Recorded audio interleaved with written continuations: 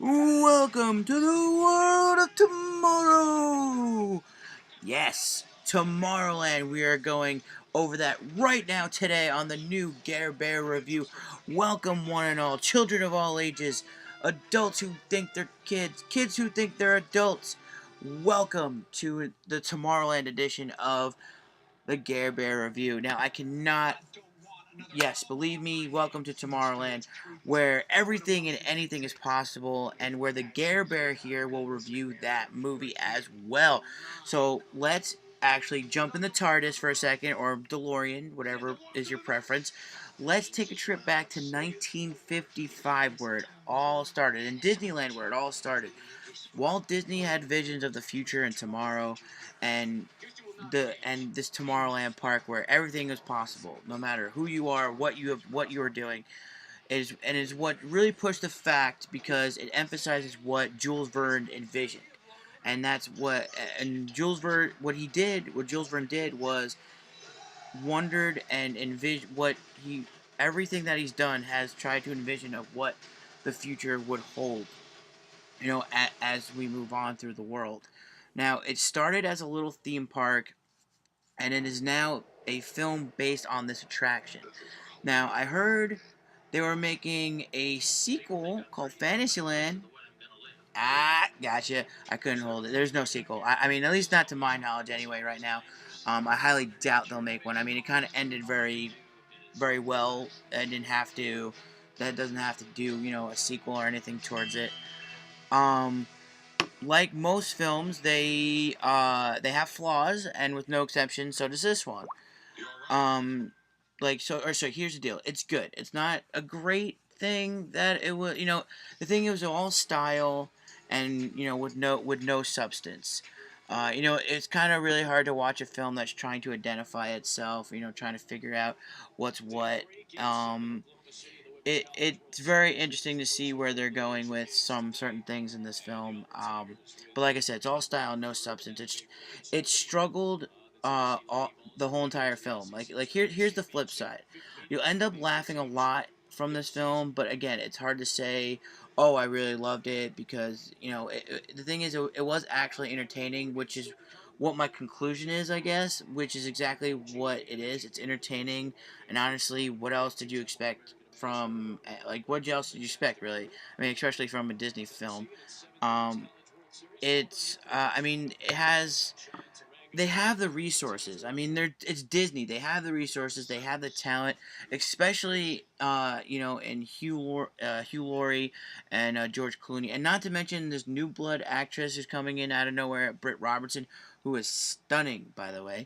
I can't wait to see what she has in store for us in her future. In our future, I should say. The thing is, they even have the writing, but the thing is, what I saw, and in my opinion, the concept they scratched and they scratched at it. At the scab at one point they pawed at it. They kept on trying to figure out. They ended up losing it, unfortunately. I don't know. I mean, maybe it was the execution of the writing, or maybe it was the acting. I mean, I didn't really see a problem with the acting per se, but I really hate when movies literally have everything in place, but then shows nothing except the flashy gimmicks. But I will say though, the CGI were actually amazing on every level. I mean, again, I'm gonna go back to what I said. It's all style and no substance. It's all about the backgrounds, the technology, what they're using, the cameras, the green screen, the blue screen effect, all of it's awesome. But on every level, and I did love that the history aspect that they brought into it. The thing is, Tesla, Edison, Einstein, Jules Verne, like I said before, they were all mentioned to be involved in this creation of tomorrow, the future, which in retrospect is a great concept, but again, no capitalization at all. They didn't go for the 1-3 count. And going back and saying it was only really funny and entertaining, which is what I guess what kept me engaged to the film. Maybe one day uh, we'll all get pins to this world of tomorrow, like I do. Can't point to it right Maybe one day we'll all get some of these pins and maybe, but if you really think about it, like I'm saying, I'm going to go back to it. The concept alone, like, can you imagine if all the scientists, all the dreamers, all the believers, all these people, geniuses and scientists, that they all went into one, they all converted to one land, like one particular area, and just made something of it.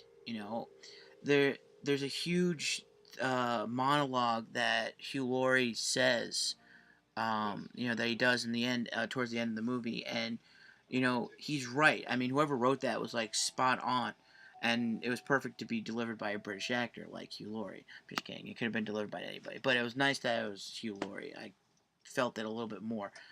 Um, it it would basically, he was saying that the whole point of this film is, he basically summed up the movie in like 5 minutes.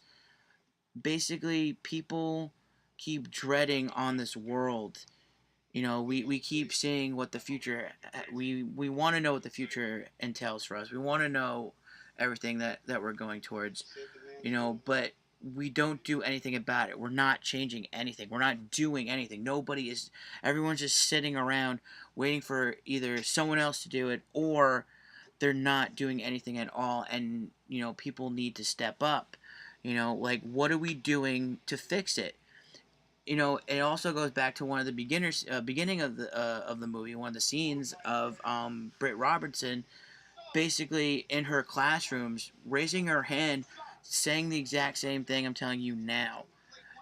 you know the English teacher scene, when he's talking about all this destruction and how the future looks bleak and blah blah blah.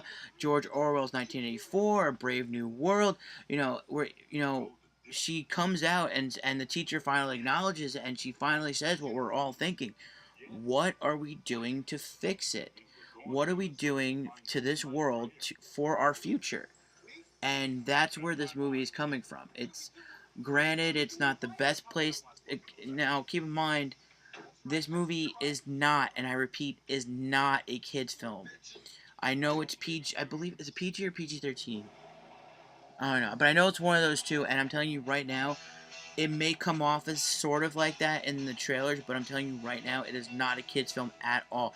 There's a lot of there's just a lot of things that kids should not be seeing. I would personally say maybe a 12-year-old would be okay, maybe. Other than that, anyone younger, forget it. This is not a kids' film. It should not have been. I get that it's Disney and they're pretty much their target audience is kids, but I'm telling you right now, don't let your kids see it. Oh, maybe not don't let your kids, but you know, if you want, I would say you go see it first and then take your kids. Other than that, I'm telling you right now, it was not built for kids. But I actually really enjoyed this movie a lot more than I thought I would, because I did have a little bit doubt in it, because I love George Clooney. Almost pretty much everything. I've loved Disneyland or Disney World, ever since I was a kid. Also, so I was actually really excited to see where they go. But I was honestly, I was a little bit let down. But I will say, check this out if you are a huge fan of any of these things. Especially if you want, especially if you're a dreamer, which is again another aspect I really liked about this movie, is that they use the word dreamers, because that's what we are. That's what people who have creativity or use imagination. That's all we do. We use it to better the world, and that's where this movie was really branches off from. So you can branch off though. You can also branch off to our channel, our rest of our channel. You can do that in the description below, or there's a button there somewhere. So select subscribe to that, share it, like it, everything you got to do on the social media networks, Instagram, Vine, whatever you got to do. Also, stay tuned, because I believe we're going to California with The Rock, so in San Andreas. So make sure you guys stay tuned for that. Bye.